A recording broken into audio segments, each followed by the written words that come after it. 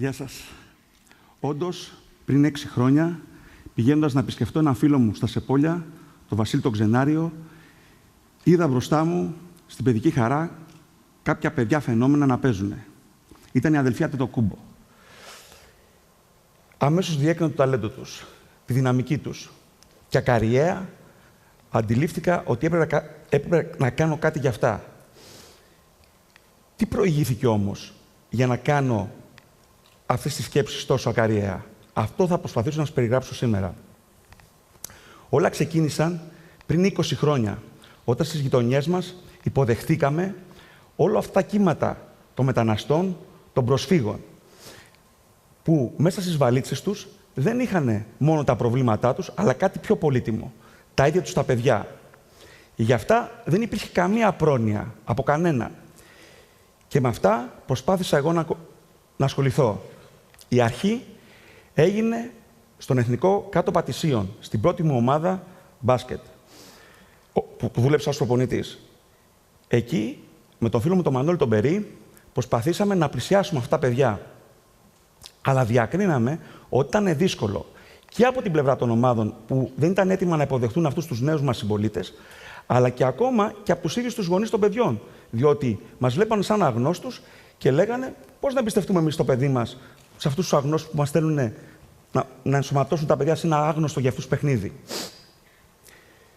Αυτό μας προβλημάτισε.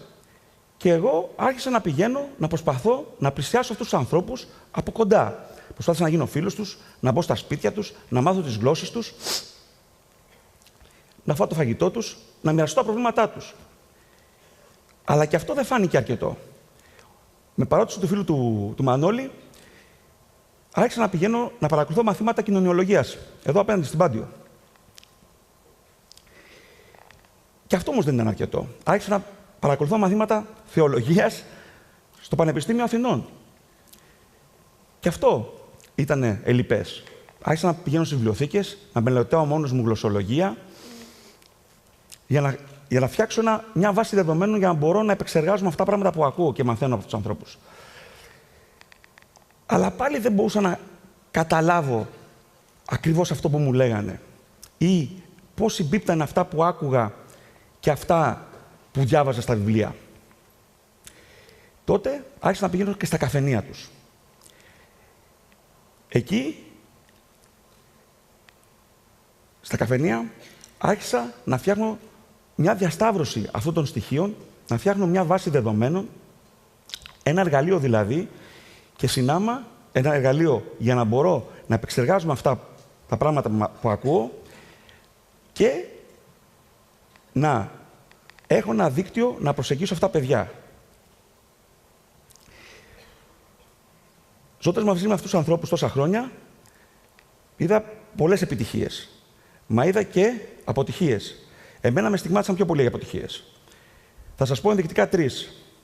Μία είναι ο Γιώργος ο Ζαχαρόπουλος, ένα παιδί που στα 15 του μπόρεσε και έπαιξε στην αντρική ομάδα του Sporting, στο επαγγελματικό πρωτάθλημα της Ελλάδος, αλλά επειδή δεν μπόρεσε να προσαρμοστεί και να γίνει ο ίδιος αποδεκτός ως μυγάς στην κοινωνία μας, έπεσε σιγά-σιγά στον κόσμο των ναρκωτικών. Αυτό το παιδί χάθηκε. Ένα άλλο παιδί είναι ο Μπάμπης ο Μαφούτας, ο οποίος, μη έχοντας γνώση του νόμου, άρχισε να φτιάξει τα χαρτιά του και περίμενε εναγωνίως πάνω από 6 χρόνια να αλλάξει ο νόμος για να μπορεί να παίξει μπάσκετ με τους συμμαθητές σε μια ομάδα μπάσκετ. Το παιδί τρελάθηκε. Και η τρίτη, πιο παράξενη ιστορία από όλες, είναι ο Κώστας ο Κούλου. Ένα παιδί Έλληνας από πατέρα της Αιθιοπίας, ο οποίος επειδή χάθηκε ο πατέρας του τον εμφύλιο πόλεμο της Αιθιοπίας, αλλά και χάθηκαν και τα χαρτιά του, δεν μπόρεσε ποτέ να αποδείξει εδώ στις ελληνικές αρχές ότι είναι Έλληνας. Και αυτό το παιδί αναγκάστηκε να φύγει, να πάει στην Αγγλία για να βρει ένα κομμάτι ψωμί. Έχοντας όλα αυτά στις αποσκευές μου και βλέποντας μπροστά μου αυτά τα φαινόμενα του Αντετοκούμπο, τα αδέρφια Αντετοκούμπο, γιατί δεν είναι μόνο ο Γιάννης, είναι ο Θανάσης, ο Κώστας και ο Αλέξης, ήξερα ακριβώς τι έπρεπε να κάνω. Στιγμιαία σχημάτισα στο μυαλό μου έναν τρόπο, ένα μηχανισμό που θα μπορούσαν να υποστηρίξουν αυτά τα παιδιά για τα επόμενα χρόνια μέχρι να μπορέσουν να κορυφώσουν την προσπάθειά τους στο άθλημα. Φυσικά, με τη βοήθεια της ομάδας στην οποία βρισκόμουν, το Φιλαθλητικό Ζωγράφου. Αλλά και αυτό δεν ήταν αρκετό. Γιατί τα πρώτα χρόνια που δεν υπερχόντουσαν οι επιτυχίες, ήμουνα αναγκαστικά ο βράχος, ο οποίος δεχόμουν τις αμφιβολίες, τα παράπονα και από τις δύο πλευρές. Αλλά σε αυτό ήμουνα τυχερός, διότι ως παιδί μητέρας Γερμανίδας και πατέρα Έλληνα, είχα μάθει, πηγαίνοντας στη Γερμανία, να ακούω τα μοίραια όσα για την Ελλάδα και εδώ στην Ελλάδα τα μοίραια όσα για τους Γερμανούς.